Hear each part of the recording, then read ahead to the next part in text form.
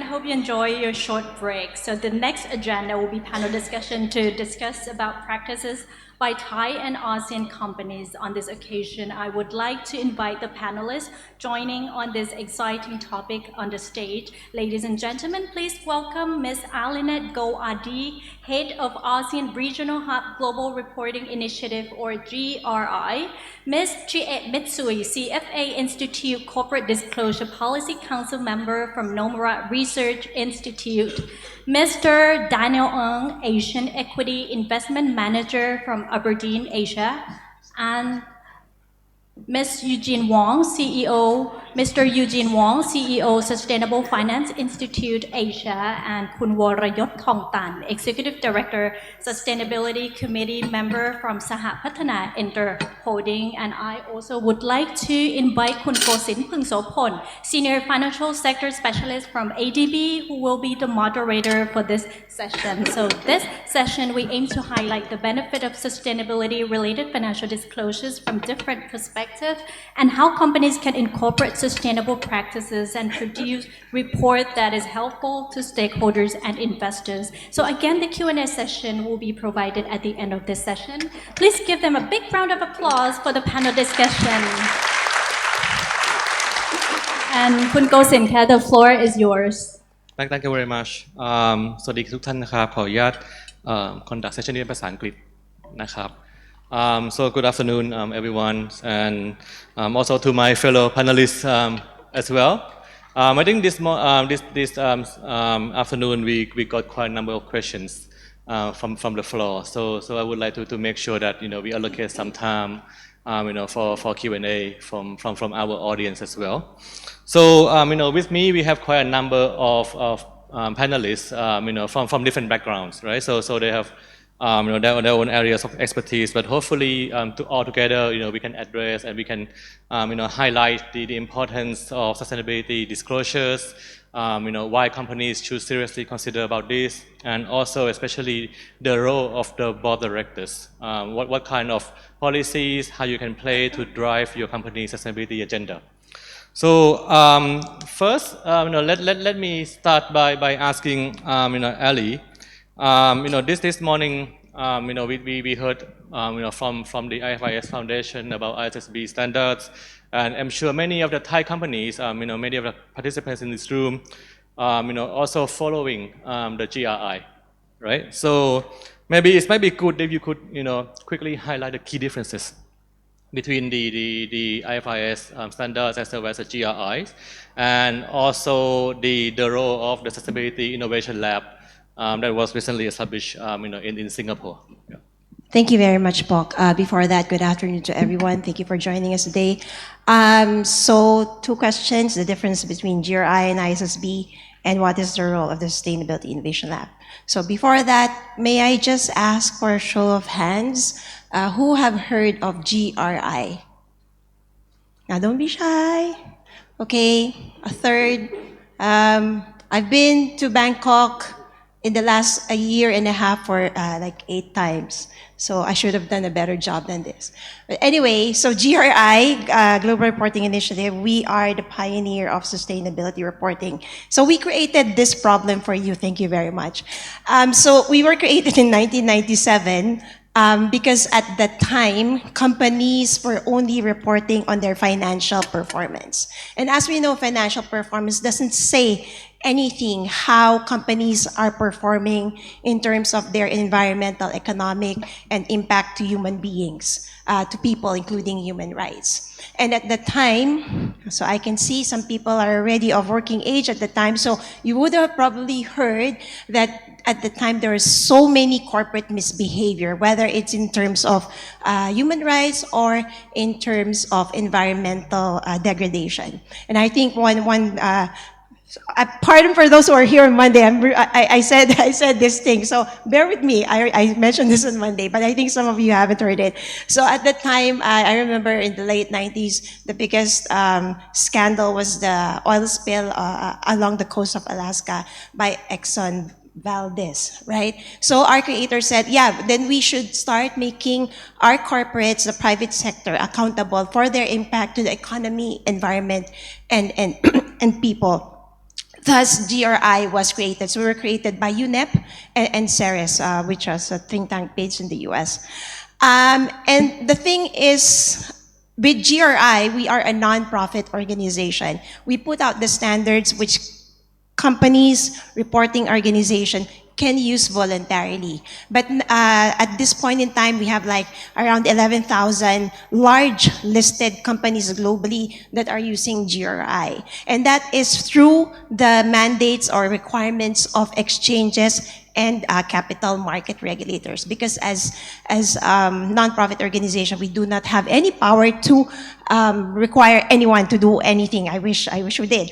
Moving forward, almost more than 25 years now, we're hearing discussion about mandating sustainability sustainability-related financial disclosures, which is, of course, being led by IFRS. So what's the difference now?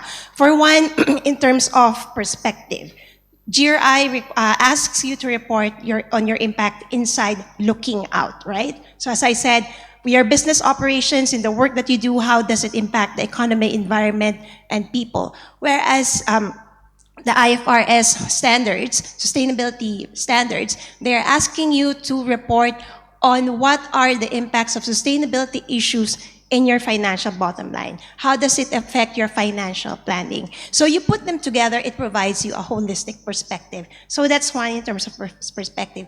Second, our friend from IFRS Foundation mentioned earlier, there's now an alphabet soup of voluntary sustainability reporting standards. Now, with with the IFRS standards, we are seeing that more regulatory bodies will be requiring climate-related disclosure. So what's the difference? Because, as I said, regulators were requiring sustainability reporting for so many years. But and a lot of them are referenced to GRI standards, but there is no categorical requirement saying that, oh, companies, you should specifically report on these things. So a lot of these requirements by exchanges and regulators focus on the principle of materiality. So they ask them to report on what is material to them. But why now require climate-related disclosures? Because our financial regulators are now seeing the impact that the climate crisis have a direct impact on the economic stability of any given jurisdiction. So as financial regulators, they have to make sure that the economy is, of course, going well. Our corporations are prepared for whatever crisis that is brought by climate change. Thus, they are, through the IFRS S2, they are requiring climate-related disclosures. So those are the two main differences, aside from the fact that they're different letters, and our logo also different colors. And then, how will Sustainability Innovation Lab help in this environment now? There are so many reporting standards and frameworks. Actually, the move of ISSB, where they absorb other sustainability-related frameworks, voluntary frameworks, has helped streamline the landscape. But there is, for the past 2 years, there's a confusion because here, particularly in ASEAN, where we have more than 3,000 as listed companies, most of them use GRI. I think around 85% of reporting entities use GRI standards. And with the discussion now that IFRS S1 and S2 will be mandatory, people are getting confused. They're asking, okay, I'm reporting now GRI, which is not required. If the regulator requires me to report using IFRS standards, does it mean I have to drop GRI and just do IFRS? Our answer is no. In the first place, it has two different perspectives. And as a company, you have different stakeholders. So if you are, it's hard to explain to your customer when you're reporting more disclosures for so many years, suddenly you just want to focus on climate, right? So it will not bode well to your to your stakeholders. And second, for companies who are already reporting, who already have sustainability reports, it will be more manageable to transition to ISSB because they already have an idea of what sustainability reporting is all about. But again, it's too different. It's not, it's not as simple as that because with climate related reporting, there's scenario planning, you have to make assumptions, a lot of future forward looking things that you have to do, whereas a GRI standards with our metrics and indicators, you have to report on what, like how much water you're using, where do you extract your water, and things like that. So through very long answer, but now I'm going to the Sustainability Innovation Lab. So how will Sustainability Innovation Lab play in all this? We understand the challenges of the market, and the thing with sustainability, the ecosystem, it was quite organic. It wasn't planned. Like, okay, companies, you do this one, step two, step one, step two, step three, right? There was no guidance when all these things came about. GRI came first, and then so after so many years, you have the SDG, you have the Global Compact Network, you have the UN Human Rights Framework, and all those things. So while all of them have, are well-intentioned, this has created confusion among companies. Like, how do we put this together?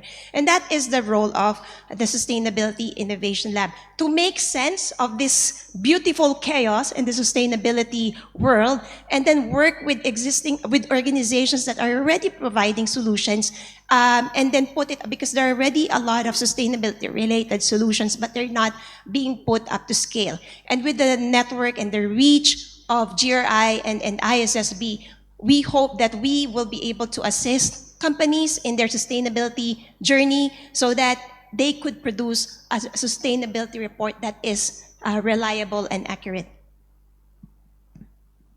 Thanks, Ali. So I think that's a very comprehensive, explanations about IFRS, ISSB, GRI, and how we're trying to make it easier, right, for companies as well as for investors to digest the information and to report on your sustainability strategies. So let me move a bit closer to home. There are lots of developments at the global level. So I would like to come to Eugene about to share with us about the recent development within the regions. And also, Ali talked about the forward-looking. I think this is something very important for companies as well, as they transitioned, right, to net zeros. And also, let me put this question to you now, because in the previous session we got a question about ticking the box, right? How do we avoid the fragmentation of different standards and practices? Thank you. It's great to be here as well. And I'm going to start off by following on from two very important points that Prasanna raised. The first is actually any sustainability disclosures are not actually the end in itself, right? And this is, I think, a very big issue we have to deal with, because many people think that sustainability disclosures are an end in itself. It's not. It is to achieve an objective. It is to help people make informed decisions about the allocation of capital and resources, and for stakeholder accountability. The second point, I think, which was very important that came out from what you said just now, is that we have to start worrying about the outcomes. Because whether it's technology, things change. Whether it's an approach, things change. What are we looking for? It's an outcome. And it is a very, very long-term outcome that we're looking at. So things will change. I mean, things change from last month to this month. They will change in the course of the next 20 years as we try and figure out our pathway. So we must use disclosures correctly. And if I look at it and what we are doing in Southeast Asia and ASEAN particularly, we think that disclosures are part of three pillars of the sustainable finance ecosystem. The first is actually taxonomy, and I know many of you have heard me talk about this before, because we need to speak a common language. That's what taxonomies do. The second is we need to be able to move from where we are today to where we want to be, and that is going to take some time. So that's transition. And underpinning our taxonomies and our transition is disclosures. So we need to contextualize this properly, because disclosures are going to help us, like taxonomies, transition from where we are today to where we want to be. Now, what's happened in Southeast Asia? There's been a lot of reporting. In fact, actually, Ellie, if I'm correct, GRI had a study with the Center for Governance and Sustainability of the National University of Singapore. And they looked at the top 100 companies of each of our large ASEAN member states, so 6 member states. And it's like 46% actually report. That's not bad. And kudos to Thailand, I think you came up first, 58% score, followed by Malaysia and Singapore. So there's reporting. But what has the reporting been like? So firstly, I think the reporting's a bit fragmented because we have this alphabet soup, and now with the ISSB rolling up 3 other frameworks, I think the alphabet soup has been significantly reduced, and that's very useful.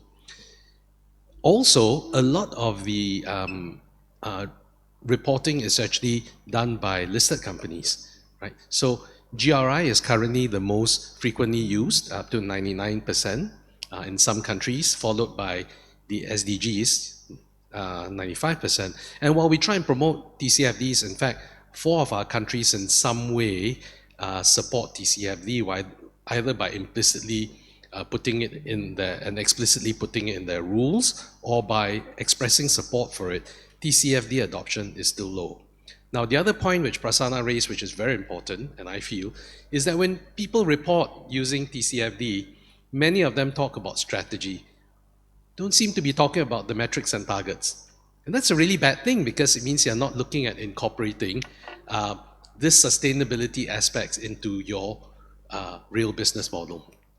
So this is a real danger that we face. The danger is that we report on sustainability for the sake of reporting, box ticking, as someone raised, versus using it to actually transform our operations and our technology to meet the outcomes that we want. The fact that people also report more about risks and opportunities also shows that they are looking more towards ticking the box rather than using this as a tool and as a means to move forward. So, next word now is forward. Right? What are disclosures really meant to do? They are meant to connect the financial sector, which is the lifeblood of business, because the financial sector provides capital, to the real economy, which many of you in this room represent. Because if you cannot connect that sustainability disclosure from the financial sector into the real world, then it is a tick the box exercise. And it is very risky that we continue ticking the box. So when we look at this, we need to be able to connect the two. The second is, of course, the pressure is always on the public listed companies. But moving forward, what does it really mean? If you look at the companies here, all of you are supply chains. The supply chains are the small guys. For you to be able to disclose accurately, for you to be able to represent faithfully, as ISSB puts it, you need to have the right data from your whole supply chain. So it's not about you, it's about everybody. This is a whole of economy effort.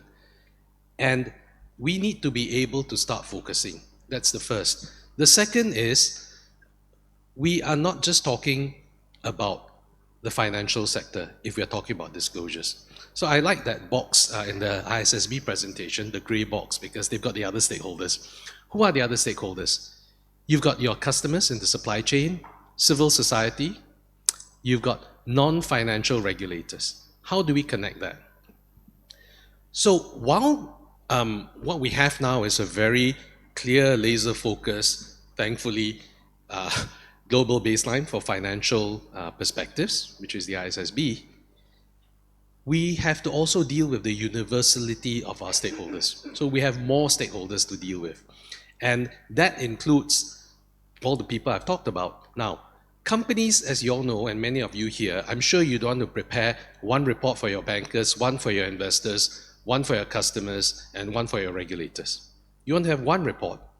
So it is important for us now, as a next step, to move from that global baseline for financial purposes into a universal baseline to capture all the stakeholders. And we need to do this cheaply and efficiently. I think that is the next thing that we have to do.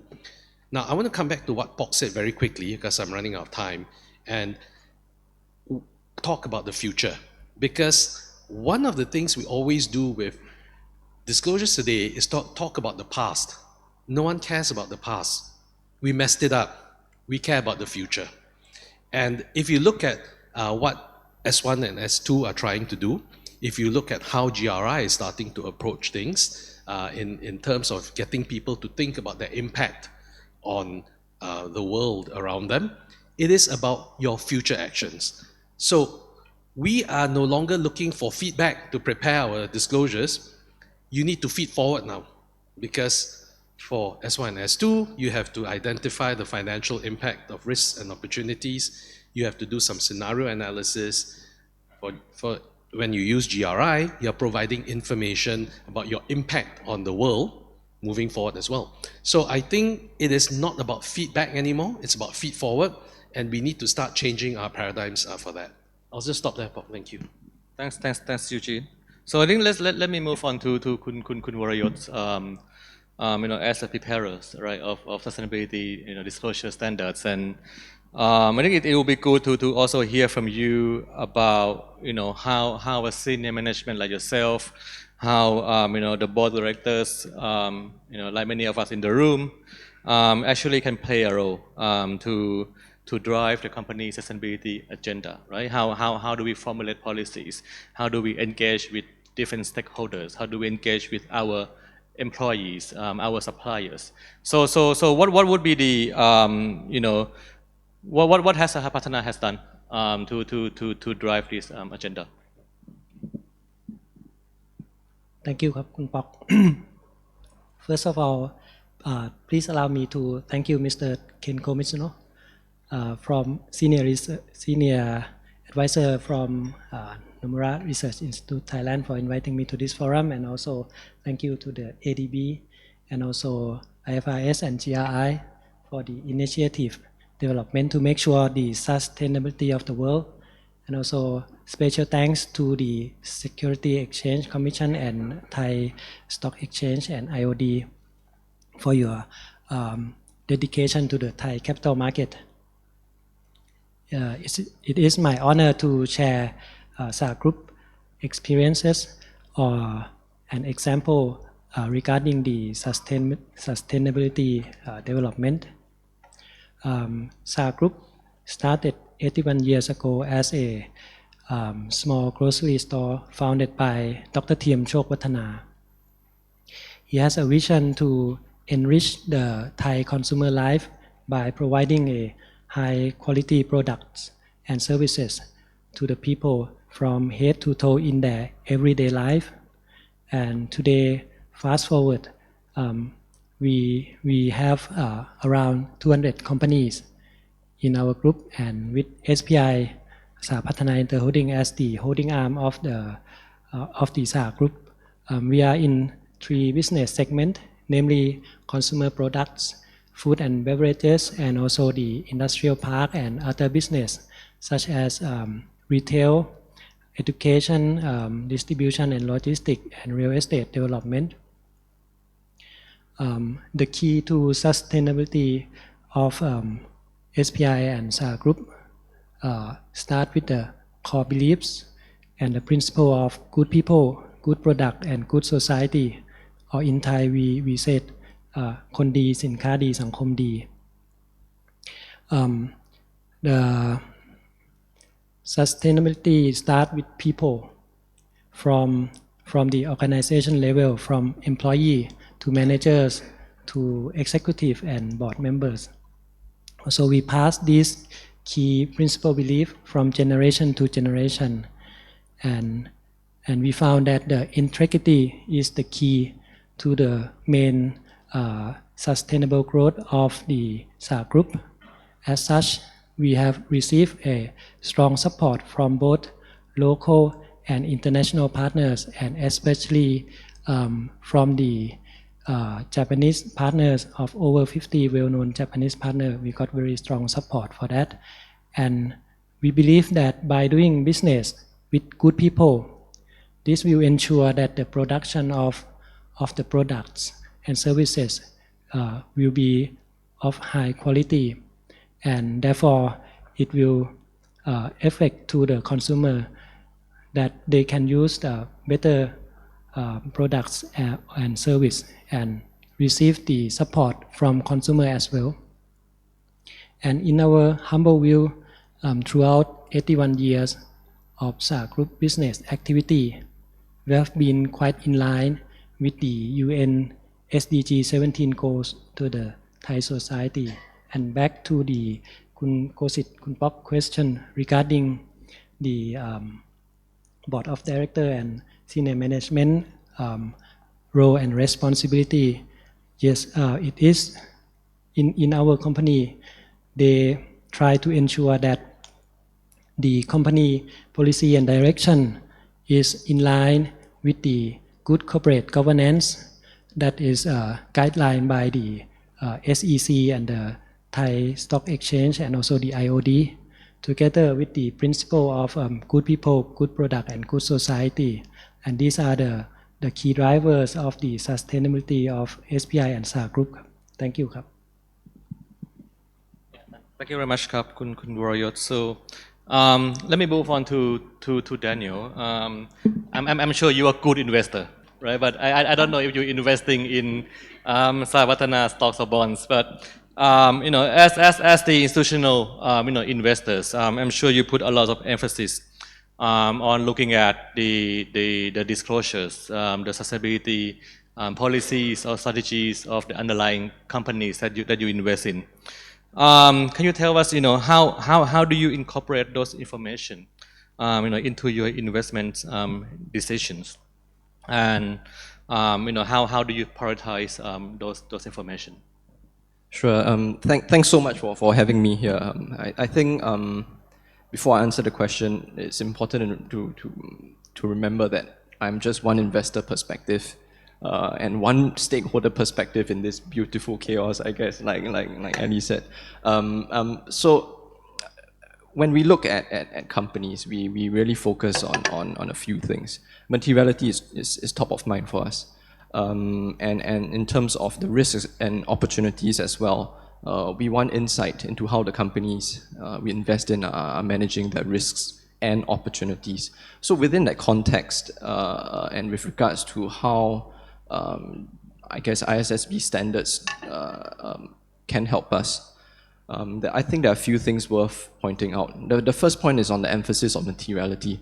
I think with ISSB, the emphasis on materiality and all material sustainability related information is very important. And not just that, I think companies will also be required to report on how they have responded or plan to respond to these risks and opportunities. So that's very important. The second thing that's worth pointing out is the emphasis on opportunities. When we speak to companies, we do not just want to focus on risk. Just like Pras pointed out just now, how do you turn risks into opportunities is something that we focus a lot on. And with ISSB, there's that focus on identifying opportunities in terms of the processes that companies use to identify, to assess, to prioritize, and to monitor these opportunities. And I guess the final thing that I would like to point out is the comparability aspect of ISSB, which cannot be understated. It is a set of standards, much like IFRS accounting standards. I mean, if you adopt ISSB, you'll be required to adopt specific detailed requirements that are replicable across different companies. So that is very useful for us. I guess to your question, following up on how we think about prioritizing or how companies should prioritize their issues. Obviously, focus on the material issues is what I would say. But I think we need to recognize, and this is a point that has been brought up before in this forum. But we need to recognize that we all have limited resources and a capacity. So prioritization is important. And to that point, we understand that companies, as investors, companies are all at different stages of their life cycle in different industries and different points of the journey. So there's no perfect company out there, and fully recognize that. And I think one thing that we like to see companies do actually is is a frank and honest, I guess, report card of their journey. I mean, disclosing, I mean, it's not easy for sure in this journey, but disclosing, for example, in your annual report, in your sustainability report, the one report, disclosing the three focuses that you had this year, for example, on sustainability issues. What were the difficulties you faced in addressing these issues?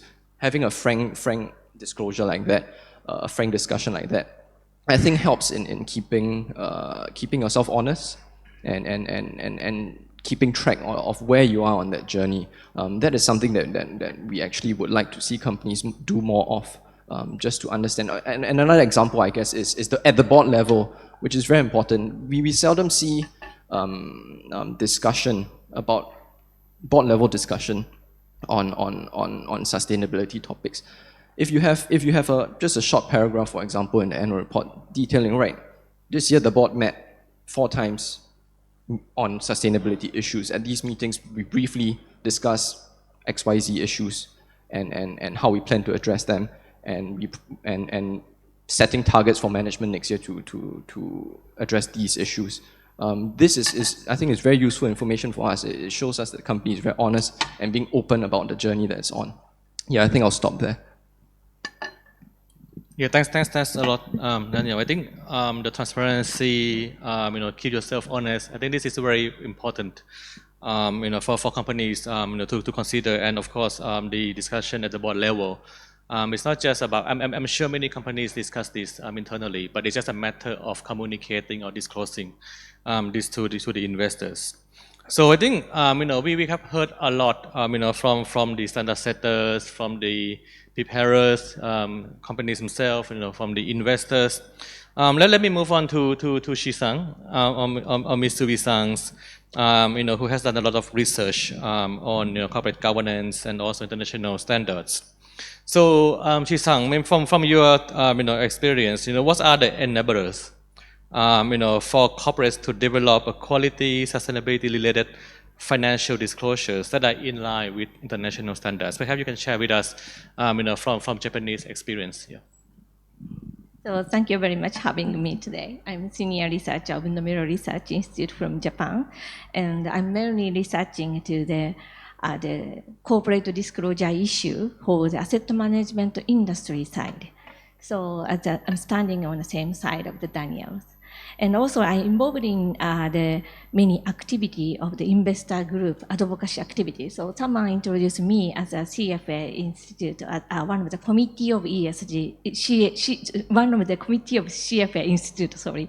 That's also my role of this committee is reviewing to the comment letter. When the CFA Institute send a comment letter for the organizations such like ISSB, our role is reviewing those comment letters. So I was thinking about this investor side, what we really want for next global standard.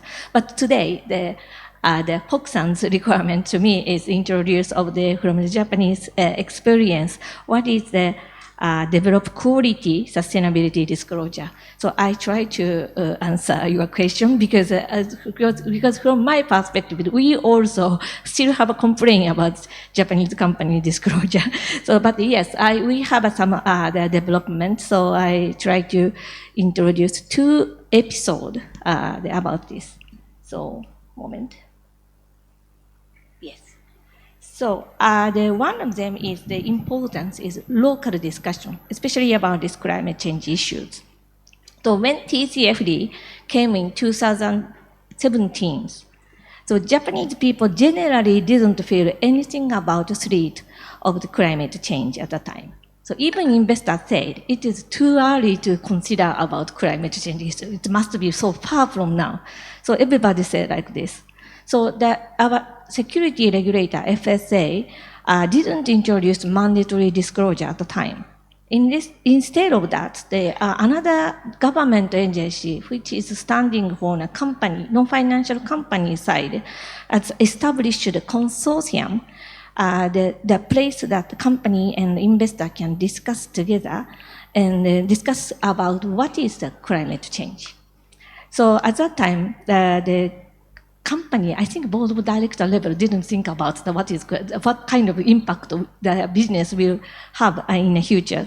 So at this consortium, company and investor together, gathering together and discussing what kind of impact from the climate change will have each companies. And also investor side thinking what kind of information we will need. This consortium, Toyota also member of this consortium, and also that our company also member of this, and everybody member of this consortium. So that this is very good place to discuss honestly feeling what is really, the climate change issue is really something that we should think about or not. So this discussion is very much helpful because at that time, global investors always criticizing Japanese companies. Because now I know that there are some locations that have more feeling the issue of climate change more than Japan. Because Japan is located to the 35 northern latitude and inside of the Tokyo Bay, so that we couldn't feel so much about threat of climate change. So, and then some countries which have a more, the big typhoons or something about the big hot summer. Yeah, we have hot summer this year. So now everybody understands it is real. But anyway, the 2017, that we couldn't understand such kind of threat.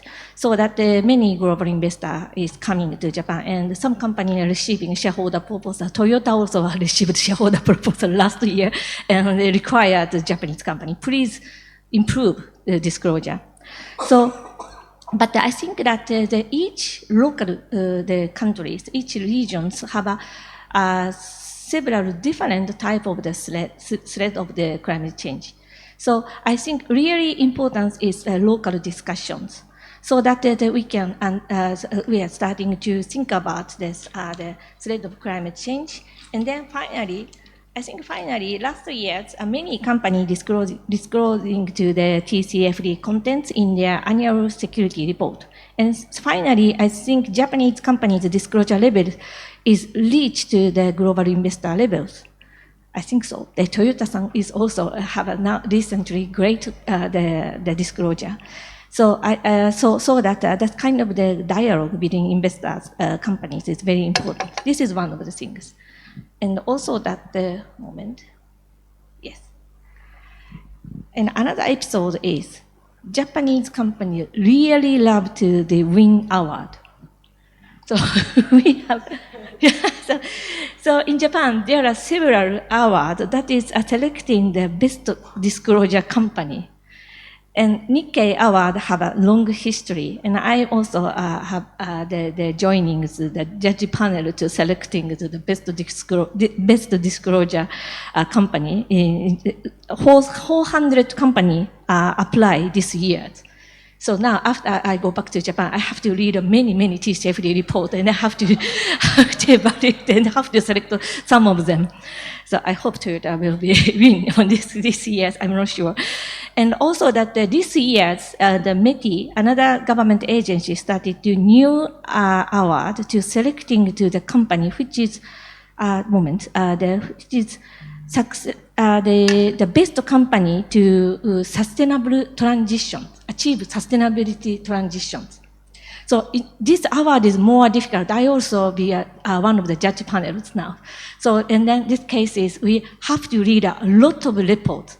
And if company want to challenge this award, they have to submit it to many of the already disclosed reports. And then company need to explain how really management is thinking about sustainability risk, their company sustainability risk, and what kind of plan they have. So we have to check such kind of lot of things, and that is also a big task. So I don't want to go back to Japan now. But anyway, so the Japanese company is really love to competing each other. I don't know why. More than somehow is disclosing, explaining their company's station to investors. They're really more about, I think, exciting to competing each other, I feel. But anyway, this kind of award really improving Japanese companies' disclosure. So I think this is worth to try in case of Thailand companies. So these two, this local discussion and the award maybe one of the key success factor. I recommend it about this. So thank you. Thank you, Shisan. So even if you're not going back, I'm sure they will send reports to you by emails. So you can enjoy reading the reports in Bangkok. So based on what you discussed, just now, you have to, you have, a pleasure reading many TCFD reports, by companies. So what would be your suggestion to many of us, in this room, board of directors, sustainability, officers in supervising sustainability-related maybe risks and opportunities, as well as the metrics and targets that companies need to disclose. What would be their role, right? How can they make sure that those information are accurate and correct? Yes, Shi-san. The real question. Sorry. Sorry. I'm sure you were thinking about how many reports they will send to you. I mean, based on what you discussed just now, and you have gone through many TCFD reports. What would be your recommendations to many of us in the room, who are the directors, sustainability officers, in supervising the disclosure of impact and metrics, or any of the key elements, in the TCFD recommendations? Yeah, I think that recently is maybe the people who stay in this room is really feel that climate change is real, as I told you. So that is, I think this is the most important the management responsibilities. Because if you are not recognizing if you can't recognizing your the risk of the climate change and also other sustainability issues, that is if you cannot recognize that kind of risk, how you can manage your business or sustainable. So I think it is not about disclosure matters. The more than business or management issues. So that some company, I don't know about Thailand company, but in Japan, some company, the management completely rely on the IR people, or some people who is in charge of this writing a report. And sometimes when the season is coming, the reporting season is coming, some companies starting to thinking about how they can write on the report. But it's not the actual way to the reporting, because if you are not doing anything about this sustainability activities, you shouldn't have anything to write on the report. So that's about nothing. Yes, but I hope that Thailand company not like that. But I think that the people here is a board of director or a sustainability officer. So I want you to really think about what is your company risk and what kind of plan you have. And the most important thing is I want you to have the assumption of what's happening in the future. So I have heard that some of the people who have a complaint about ISSB disclosure requirement is prediction is difficult. And I understand that that must be difficult because no one knows about what's happening in the future. But the prediction, making assumption is, I think, most important the responsibility of management. So if not, how we can decide to invest in the companies? Daniel is agree about so yeah. About making assumptions, and also what is equally important is on how to communicate that assumptions to your other stakeholders. All right. So let me move on to Ali. If I could come back to you, as a standard setter, and also as Shisan mentioned about the role of directors in preparing the reports. I would like to come back to the governance, issue, right? How companies should, develop their governance strategy, and what would be the key considerations for companies to strengthen or to improve their governance structure with regards to sustainability disclosures? Yeah, so for those who are aware of the GRI standards, I've been talking about reporting on the impact to the economy, environment, and people, but the heart of GRI standards is governance. So if you look at the GRI Universal Standards, GRI 1, 2, and 3, that also covers the governance. And we have a number of standards there which asks companies what is the role of the highest governance body in the preparation of the sustainability report and the determination of the material topics in verifying the information that's in the sustainability report. And why is it important that they be part of it? I mean, you know, if you look at the Code of Corporate Governance in most jurisdictions, there is a requirement on the role that the highest governance body of the corporation should be involved in the financial report. So in the same way that they should also be involved in sustainability report, because when a sustainability report, as Daniel said, it is a report card of your performance. And that report card, based on that report card, stakeholders make decision from it. Your investors, your customers, the regulator, the supply chain. So it has to be, you know, the information that you put out there should be subject to scrutiny, should be credible. Because if you, I mean, it's if you put out, because for the longest time, right, a lot of companies put the responsibility of sustainability reporting in their corporate communications. And when that happens, it becomes a communication tool. So for companies, so when I read, you know, sustainability reports, they would have their governance body there. They would describe where the sustainability reporting is lodged. So if it's under corporate communication, for me, that's already a red flag. So why is the highest governance body should be involved? Because it means that they see sustainability as a priority issue for a company. In fact, in some jurisdictions, like in ASEAN, as far as I know, right now, only Singapore has a requirement for directors to undergo sustainability training. Because as I have said earlier, sustainability issues, if not addressed, would eventually, you know, kick your company in the behind, right? It will have an impact on your financial position. So if the highest governance body, if the board is not looking into sustainability, then, you know, they're the highest governance body, so they have the power to implement changes. So it's important that the governance, the board in particular, has a role in it. So if you, as I said, for GRI standards, that's a requirement. And also, if you look at the TCFD, which is now subsumed under the ISSB, the Value Foundation, VRF, Value Reporting Foundation, there are 5 topics covered under TCFD, and the most important is governance, right? Because that dictates everything. That is everything for a company. The governance will drive the strategy, will help identify risks and opportunities, and identify the metrics and targets by which companies can achieve their targets. The question is only on board, right? Okay.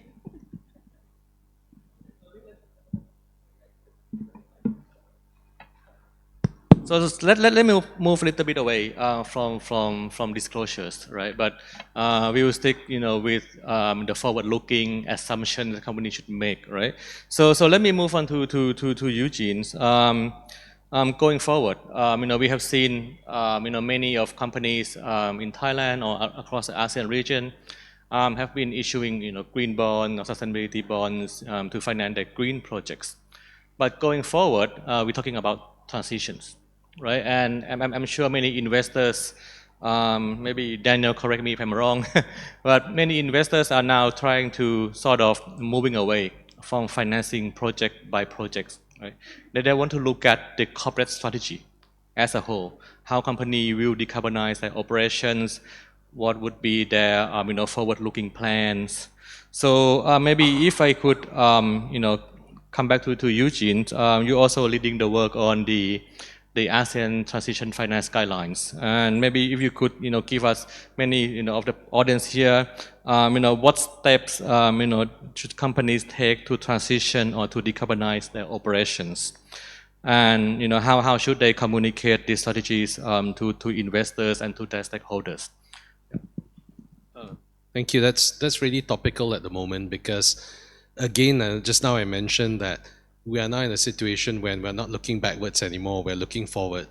And most people actually are looking to see how their supply chain, how the people they're investing in or financing are able to move forward to meet a particular target.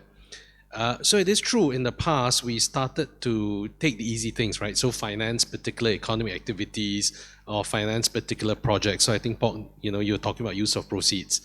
But really, if you look at it, what really needs to change? You can bring all the projects in you want, but the companies have to change. The business, the entities and the organizations, they have to change their paradigms to move forward to meet a particular climate ambition. So this is really called transitioning. And it is the most challenging thing because what does transitioning involve? It means coming up with a plan to get you from where you are today to where you need to be. Now, it is also a non-standardized effort because every country is at a different starting point. Every company is at a different starting point. So unlike, say, investing in, say, use of proceeds bonds where it says, oh, I'm going to invest in a solar plant or wind farm.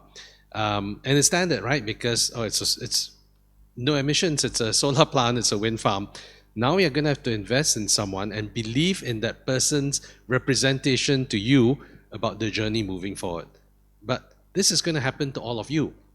And more importantly, I wanted to point out, so I raised the point just now that for those listed companies here, it's not just about you, it's about your whole value chain because you can't progress to meet a particular target unless your whole value chain moves. So what does this mean? It means you need to understand where your supply chain is. It means that you need to understand how to also build capacity. And I think just to step this in, I think, Ellie, this is where the Sustainability Innovation Lab is extremely important because it'll do two things. The first, it will help build capacity for us to be able to achieve whatever climate ambitions we have. And remember, reporting and disclosures is just a means. The second is that through the collaboration between ISSB and GRI, it will mean a coming together to create a stakeholder baseline. So in creating this transition journey, there are two elements which are very important. The first is you need to be able to understand what your climate ambition is. What is climate ambition? Climate ambition means looking at where you are today, your current position assessment, to the target that you want to reach. Are you targeting in X number of years for a 1.5 degree outcome, or are you targeting for something else? And importantly, to get from here to tomorrow, what is the pathway you are going to select? Now, we heard just now about the use of SBTI, but not everyone can use SBTI. You may have to rely on other pathways, like maybe a regional pathway, a country pathway, or even an industry pathway. So you have to be scientifically credible about that. The second is you can have ambition, be as ambitious as you want. I used to be a very ambitious person, but can I want to be king of the world, but can you really reach the target? There must be robustness in the ability to deliver. What does that mean? You can plan, you can have a nice piece of paper, a document to say where you want to be, but how are you going to get there? That's your implementation plan. It becomes extremely important. And how do you implement? You need money to do that, so you must have a capital allocation plan. You must monitor your progress, you must be able to report, make disclosures on it. Along the way, you have risks, you have to manage those risks, you have to have governance. I think governance, you talked about it just now, extremely important. Governance is a key element. And then you need someone to say that that's a plan that works, so you need verification, and much of it should be independent. Lastly, and very importantly, it's all about the people. I like that because if you don't get that right, you can cut emissions, but people lose their jobs, society falls into disarray. So you have to ensure that your transition pathway also has a just element, a just transition element. Now, putting all that together is obviously difficult because it means a lot of crystal ball gazing. And this is why transition is so hard to finance. If you look at it, we don't have any real transition financing today apart from Japan. And I think this is where Japan has done a very taken a very interesting approach in that it has created sectorial pathways for industries in the country. And by using those sectorial pathways, you can actually crystal ball gaze in a very consistent fashion where the industry is going. So of course, what is done in Japan may not be suitable for ASEAN because we're 10 countries, not one country. But it means that there are ways to do it, and we should find alternatives to achieve that.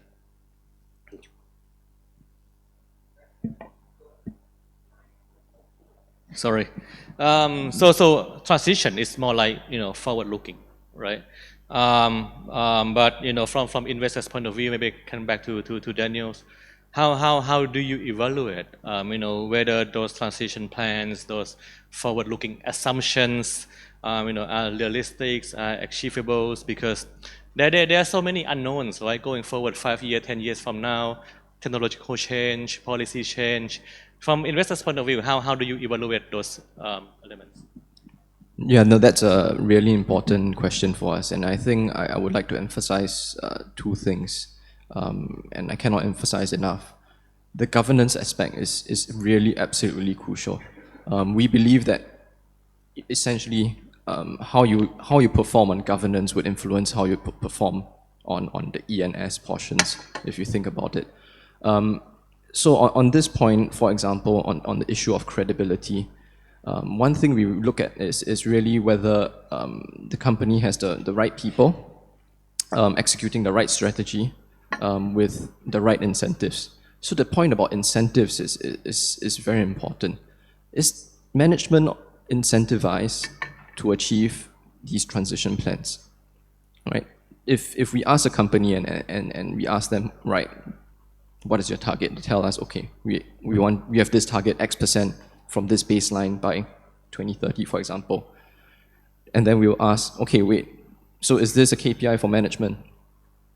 If a company tells us no, then what reason do investors have to believe that or to trust in this target? So the incentivization point is very important.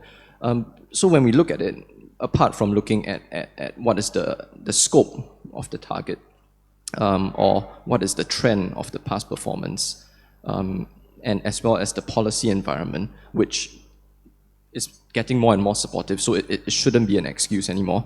The governance aspect is really very important. The incentives part is very important. The other point I would like to note is and emphasize is on engagement.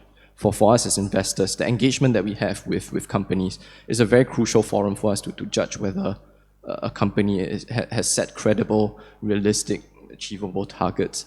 I mean, if we think broadly about the conversations about the conversations that I myself as an investor in meeting companies and talking about these targets and the transition plans, I can think of broadly two types of conversations. The first is, right, we meet a company who has set extremely ambitious targets, but when you ask them, right, how will you get there? They don't really have an idea of how they would get there. The second is a company who has not set really not very ambitious targets, right? But in engagement, they're very honest about it. They're open about it, and they say, right, we have set this target. Yes, it doesn't look ambitious. We're not entirely sure how to get there yet, but we're working on it. I think as an investor, I much prefer having the latter type of conversation, which is open and honest, and we understand that the company is thinking about it seriously, about how they would get to their targets. So I think that is just one or 2 points that I would like to emphasize. My mic is on. So thanks, Daniel. So you talk about targets, right? So let me come back to Kun Warayot. I know the Sahabatana Inter Holdings has set your carbon neutrality plans. So in doing so, you need to have proper information, proper targets, proper I would say metrics, right? Can you share with us how do you set those targets? And what are your challenges? What are your lessons learned in this exercise? Okay. For the carbon neutrality target, we are maybe not quite ambitious, but the target is set to be like 2050, same as Thailand. But although we still have some time before the target deadline, we are quite certain that we already achieved the scope 1 and scope 2 of carbon neutrality already. And to demonstrate on what we are doing, let me simplify our business activities into two parts. The first one is the investment in various industry, and the second one is what we do operate our industrial parks. For the investment, we do invest in real sector. However, we do not give target or metrics to what we invest or to our subsidiaries or associates. But we try to make sure that they are in line with our core principle of good people, good product, and good society. And the investment company, they have their own board of director and committee. So let me give you some example of our few investment. The first one would be our recent investment in real estate development of office building called Kingbridge Tower, located on Rama 3 in Bangkok. This, I'm proud to say that it has been selected as the first pilot project of the circular economy in construction industry for the sustainable construction. Next is our investment in Thai President Food, the producer of instant noodle Mama. They also care much about reducing the use of plastic. Also, they try to promote the use of chemical-free agricultural product to be used in the ingredient, and also focus on the product development. Another example would be our bakery company, Farmhouse or President Bakery. They care much about reducing the use of water and also electricity and the fuel consumption. Another example would be our investment in Wako, the leading lingerie brand from Japan. They implement the eco-product system from the procurement to the design to the production until the disposal of their products. And another one is the S&J International, the leading cosmetic OEM. They have a lot of customers in Europe and United States and also Asia. They do focus on the product innovation and raw material selection and also the energy consumption. So these are a few examples of our investment, and they are very serious about the environmental impact and also climate change, even though we as a holding company did not set any target or matrix to them. Next one is our own operation, industrial park. We do own and operate 4 industrial park in Thailand, in Sriracha, Kabinburi, Lamphun, and Mae Sot. In our own operation, we do promote the use of renewable energy. We have installed over 20 megawatts of the solar panel in our industrial park, and also for the land management, we allocate around 320 hectares of land with over 400 species of plants to help absorb the greenhouse or the greenhouse gas emission. Also, the wastewater from the industrial park, 100% of them is recycled and reused. And we try to promote the energy efficiency among factories inside our industrial parks as well. So, of course, setting target and metrics are very important elements, but we also believe that what is also important is that the process, the intention to implement it, and also the awareness of the people as individually or organization as a responsible global citizen. Thank you. Thank you very much, Khun Warayot. So I think we have about 10 minutes, 15 minutes left. So I would like to open the floor for any questions from the audience. Please. If you have any questions to any of our panelists, please feel free to raise your hands.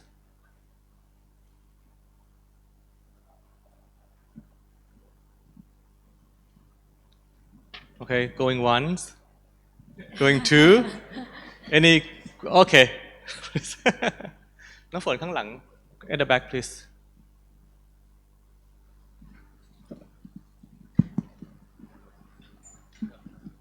So thank you very much for the all speakers. We really appreciate it. We learned a lot from you, but today I have not heard any word on the net zero. So my question to all speakers is that, is there any possibility for every country in the world to reach net zero within the time that specified in the COP28? Thank you. Anyone who would like to take this questions? Yeah, I'll attempt to answer it. Short answer, no. That's it. Well, there are already a lot in the timeline given. I don't think it's possible. Maybe if you follow the recent COP28, even the discussion of phase out of fossil fuel, it was a controversy. So some parties wanted phase out. So the final wording was transitioning away from fossil fuel. So how can you achieve net zero when we still have fossil fuel? But I mean, I'm not like a hardliner, right? Of course, we know fossil fuel is the biggest emitter, but the problem is, at this point in time, are we really ready to go full blast on renewable energy? A lot of countries are not ready. As Eugene mentioned, each country are in different stages of development. And even you can Google this, there are scientific studies that's even said that even if we turn off all fossil fuel related activities, power plants overnight, we will not hit 1.5 degree tomorrow. And the thing is, the thing with net zero, while it is well-intentioned, it becomes burdensome and punitive to others, particularly here in ASEAN. There's an argument I often hear from corporates. They say, why are we being pushed to do net zero when our cumulative, GHG emission is, like less than 10% for all ASEAN countries. We have different concerns, right? As I said, some countries are still very much reliant on coal. Like, how can you turn that off overnight? There's why ASEAN has this ASEAN taxonomy and transition finance. But it doesn't happen overnight. And the thing is, we have bigger issues. ASEAN is home to the biggest cities that are vulnerable to climate change.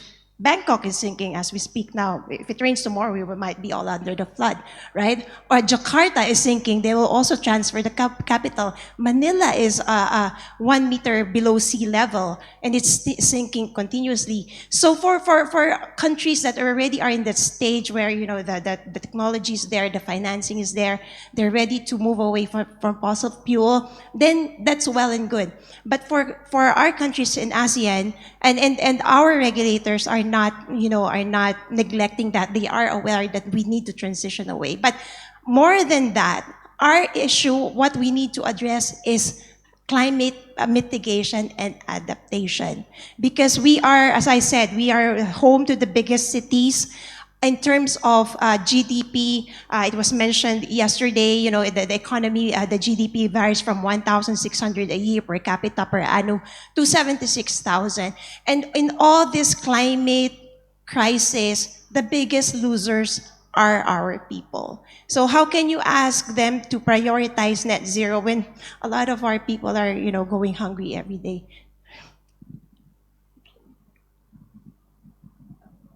Yes, I'm not a scientist. I'm the person who is corporate disclosure and corporate governance. So my answer is you have to. And the easy answer is you have to. And one of the company that I was watching in Japan, they are producing to the the equipment the company using to generate energies.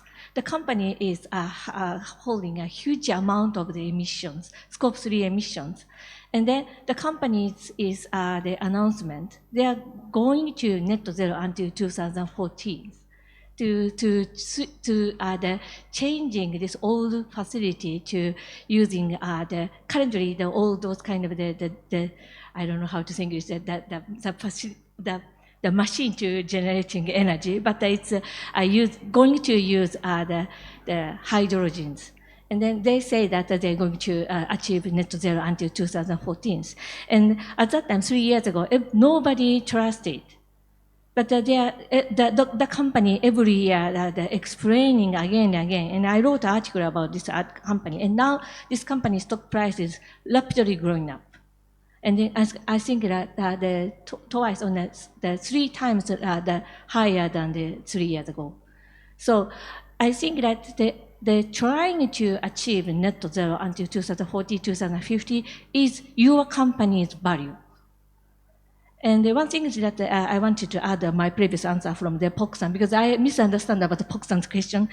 About disclosure also, disclosure is some company complaining about disclosure is needed some cost, but it's not cost. I think the disclosure is actually investment of your future company values. So I want the old company to try or achieve, trying to achieve net zero until 2040, 2050, 2060 is okay, but please show your plan, and then so that the company, it is hit to your company values. That's most important because we need to growing up. So that is something that I wanted to share today's attendees. I want to contextualize net zero properly. So the idea about net zero is not a concept on itself.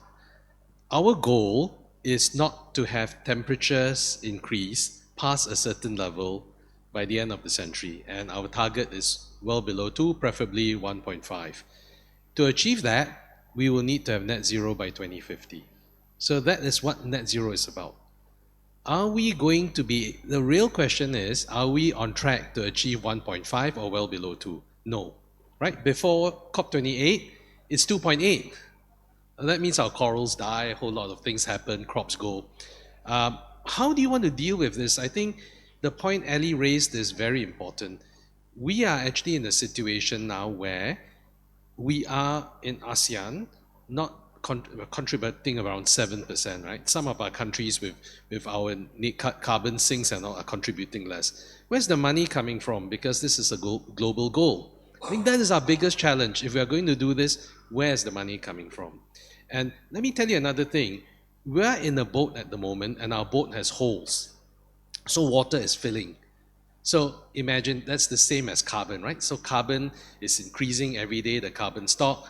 And what are you going to do? Do you want to stop the hole first, fill the hole, which means that it's mitigation? Or do you want to empty the water out so you can stay afloat? That's adaptation. I think you need a balance of both. The real challenge for us is where is the money coming from? So we need to improve our ecosystem to attract the funding. We need to improve our connection of the real economy to the financial sector so that the real economy can use the money from the financial sector to drive that change. But we still need the funding.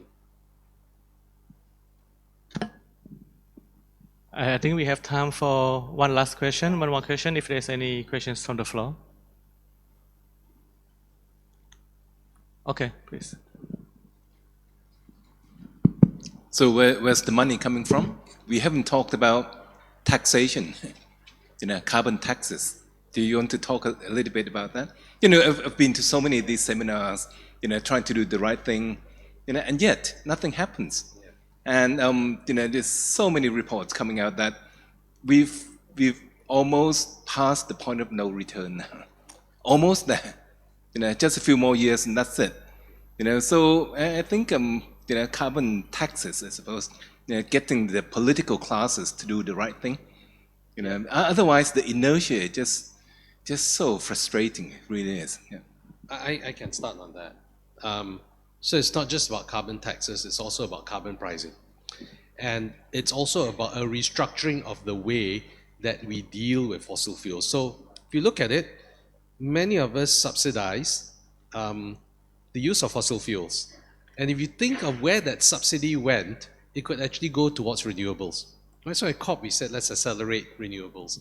But why isn't this happening? I mean, everybody wants carbon pricing, but carbon pricing is going to be politically and socially difficult. Let's be honest about this, right? If I had my choice, as I say, if I'm king of the world, we price carbon tomorrow. We tax carbon tomorrow. But what is the problem? We are now in a very difficult situation. You think about all the renewable facilities that were developed in the last 10 years. What sort of interest rate environment was it under? Zero, right? I think Daniel will attest to that. He's the financial guy. So today we are facing high interest rates. We are facing a problem of inflation, which already, back to Ali's point, people are starving and suffering. And the third thing we are facing, which we don't want to talk about, is that the NPVs of our renewable projects are dropping. Why? So basic NPV, denominator is the interest rate, you know that's going up. The numerator is also going down. So your positive cash flows are going down. Why? Firstly, greenflation, equipment components are getting more expensive. Secondly, foreign exchange impact. Okay, maybe Thailand's not suffering so much, but other countries like Malaysia are suffering from foreign exchange depreciation. So your NPVs are actually getting crushed. This comes to the point that we cannot rely purely on economics as we know it anymore. We need interventions. COVID killed us all, let's face it, right? Governments pumped lots of money into lots of projects. And they said, build back better, let's build back green. Come on, did we build back green? Even in Europe, they didn't build back green. So now government balance sheets are strained, which means we need to start thinking of a new way of financing. And I know that blended finance has been brought up a lot. I have not seen it large scale. Conceptually, it's very good. I've seen it work very well small scale. The other way to do this is to reorient capital flows. Now that takes a lot of political will. I know that the MDBs have been asked to change their models, and we even see IMF coming in and World Bank coming in. They're starting to change as well their thinking. Of course, ADB has always been with us. ADB has always been, particularly in emerging markets and for ASEAN, they've always been trying to help us pivot. But I think that change needs to happen, and it needs to be changed right at the top. The fact of the matter is many countries are pushing the emerging markets and developing countries to move faster. My question is with what? So if we develop our ecosystem, let's not give the people who are holding our money or holding their money the excuse not to invest in us. And to do that, we need to change the ecosystem.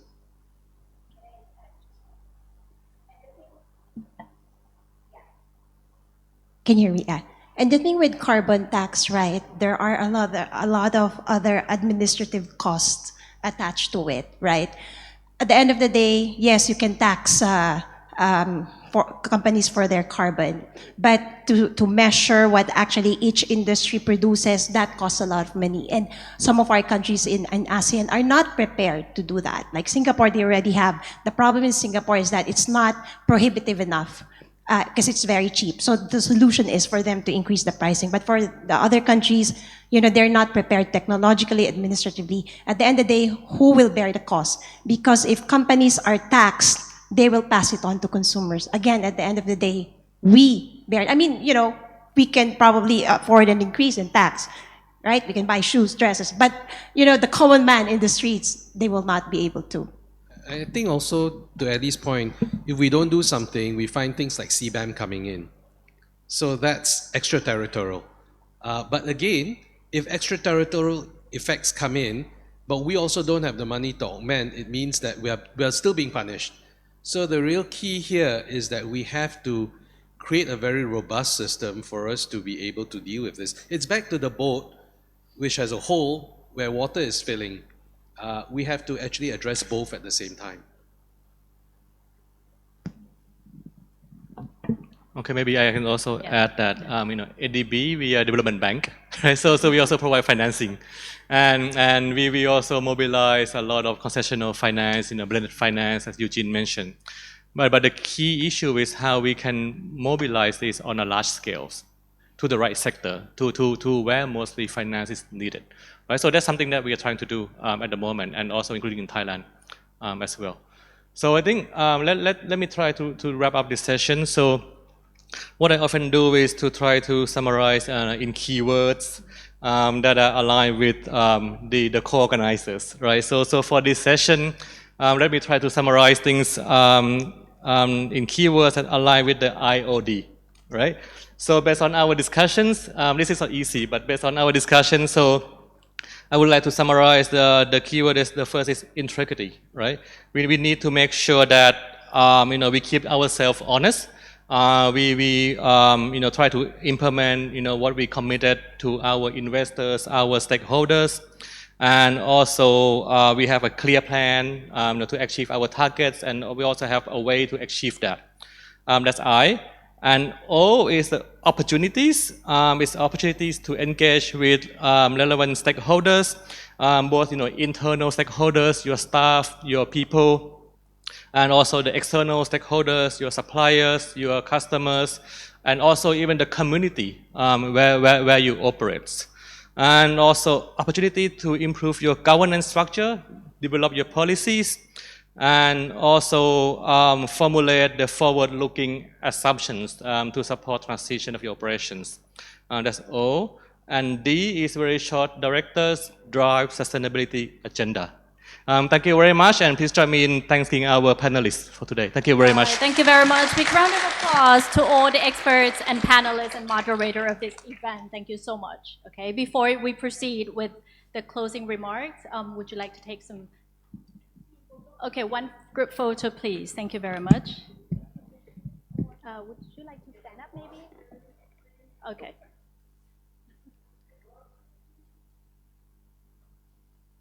Right, thank you for discussing the overview of sustainability disclosure in global, regional, and local level, recommendations for implementing from different perspectives and implications to companies in Thailand. Ladies and gentlemen, today's seminar comes to the conclusion. Last but not least, I would like to invite Kun Kulawet Jain Wattanawit, CEO of Thai Institute of Directors, to give us the closing remarks. Please welcome Kun Kulawet onto the stage. Can you hear me? Yes. Wow, that was a very informative session. I jot down a lot of things. It's eye-opening and it's mind-opening. One of the questions that I have is that if our Earth itself has a financial statement with IFRS, our soil, our ocean, our trees, how does it look like?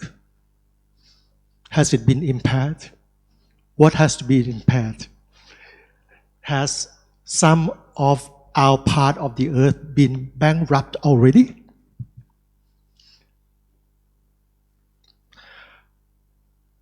I remember Stalin said that one death is a tragic, but millions is a statistic. And it's just about perspective. Please don't get lost in perspective or numbers, because behind those numbers is our children.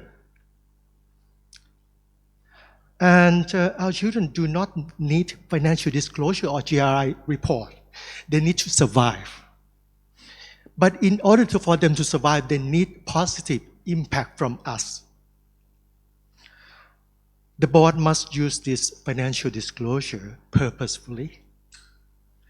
They must realize that in every E, environment, that we take, there's an expected consequence of S, society too.